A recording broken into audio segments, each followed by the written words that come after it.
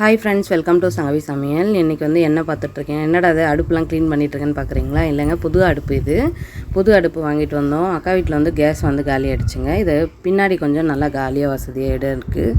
அதனால் சரி இங்கே வச்சு அடுப்பு வந்து செஞ்சிடலாம் அப்படின்ட்டு. நாங்களாம் இதெல்லாம் வந்து பார்த்தீங்கன்னா அடுப்பில் சமைச்சா அவ்வளோ பழக்கம் இல்லைங்க. நாங்கள் வந்து பார்த்திங்கன்னா வருஷம் வருஷம் பொங்கல் வைப்போம். அதுக்கப்புறம் பார்த்திங்கன்னா எங்கள் அம்மா வீட்டுக்கு போனாலும் எங்கள் மாமியார் வீட்டுக்கு போனாலும் எப்போயாவது எதனா செஞ்சு சாப்பிட்றதுக்குலாம் அடுப்பு பயன்படுத்துவோம். எங்கள் மாமியார் வீட்டிலலாம் அடுப்பு இருக்குது, இப்போ வரையுமே பயன்படுத்துவாங்க. கேஸும் இருக்குது, அடுப்புலேயும் சமைப்பாங்க. விறகு அடுப்பு சமையல் வந்து எங்களுக்கும் ரொம்ப பிடிக்கும். ஆனால் இயற்கையாகவும் அதே மாதிரி அதோட டேஸ்ட் வந்து கொஞ்சம் எனர்ஜி பண்ணி கொடுக்கும். அதனால் நல்லாயிருக்கும்.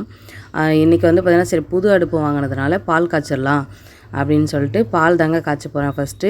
அடுத்தடுத்தது நாங்கள் என்ன பண்ணோம், என்ன சமைச்சோன்றதெல்லாம் அடுத்தடுத்து என்னென்ன ரெசிபி பண்ணோன்னு கண்டிப்பாக உங்களுக்கு ஷேர் பண்ணுறேன். ஏன்னா நாங்கள் வந்து வீடு வந்து சேஞ்ச் பண்ணதுனால கொஞ்சம் அட்ரஸ் கொஞ்சம் சேஞ்ச் பண்ண வேண்டியது இருக்குது. அட்ரஸ் சேஞ்ச் பண்ணதுக்கப்புறமா வந்து சிலிண்டர் வாங்கிக்கலாங்க. அதனால் வந்து அது வரையும் அட்ஜஸ்ட் பண்ணிக்கலாம் அப்படின்ட்டு இதில் செஞ்சுருக்கோம். அடுத்தடுத்த ரெசிபி உங்களுக்கு அப்லோட் பண்ணுறேன். Okay, bye friends.